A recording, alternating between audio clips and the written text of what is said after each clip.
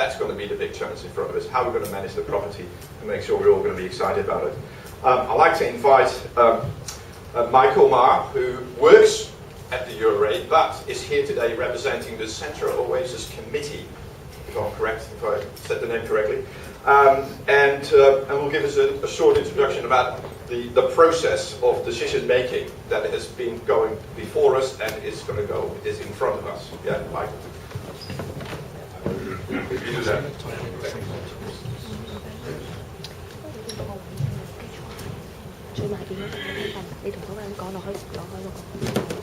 We especially on the Sunday morning. And thanks Paul and Hong Kong for arranging this forum so that we can further reach out to the non-Chinese speaking community, because previously, because we've been working with the district council, we've mainly reached out to the Chinese speaking community. So this is an opportunity for me to further express what we have done on behalf of COCAT. I think what we did is really, conserving the building, I think is taken as a fact. Okay, but since this is a grade 3 building, originally meant for demolitions, we have a lot of free hand in taking it forward in the past 14 to 15 months. Although I think Paul has some comments and feedback as far as the previous LDC and UR has been doing. For this project, I think we will start with on a really clean slate. Since we have no predetermined use of the building, nothing predetermined. So when Kerry asked us to take over, I think we firstly we set up this committee really to canvass public views. So the first thing is the 6,000 questionnaires. I think what we've done is ask people not only in Central but all over Hong Kong as to what they want this building to be. That touch on what Paul says, the uses of the building later on. This is the building was grade 3, although not a monument, not a grade 1, big grade 2 building. We considered it to be a building with certain character. It in particular is more than streamlined, as mentioned, architectural characteristic.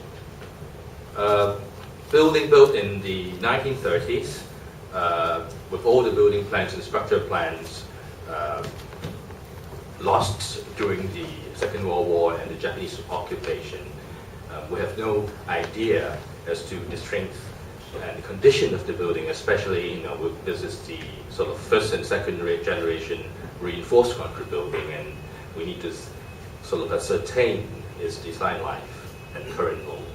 So before even we start considering what to do with this building, we have to have what we always said in COCAT and the district members in the layman time, a medical report, a medical examination of this building.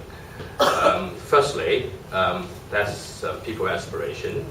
Secondly, Vito was here. We hired his previous school of Chinese University, architecture school, head of the school, Professor P.P. Ho, to carry out a in-depth study on its character-defining element and the heritage of this central market. Structural, done by OVRP to ascertain the condition of the building, especially when it has been used as a market for the past 60 years and abandoned and never been maintained since 2003. So based on that, sort of 4 attributes: the aspiration, building condition, the character-defining element. We further asked HKIA, the Hong Kong Institute of Architects, and the other 4 professional institutes to help us to carry out in-depth professional charrette. And that, surprisingly, is very different from other engagement.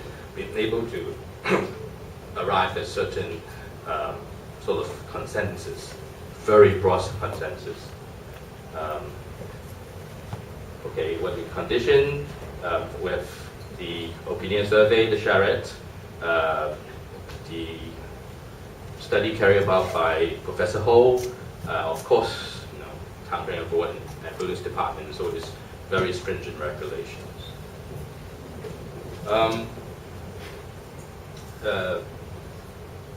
Whether it's green or not, okay, it's not really sort of a physical sort of sense of oasis, okay.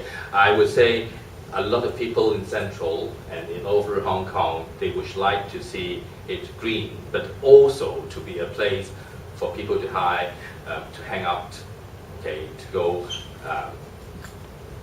as a sentry in the very busy CBD. So I think what the public wants is not only green, but I think what I need to emphasize is the publicness of the building. They've been able to access the building 24 hours most of the time, and because of this central escalator, there's a definite 24 hours passageway. So the publicness of the building is very important. What they want to see is green trees, whatever, and what they do not want to see is that shopping center. Definitely is a no-go area.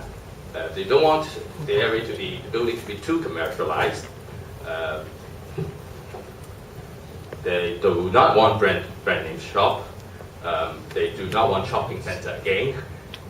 They do not want too many. It's really about what I was in the UK in the early 80s as a student.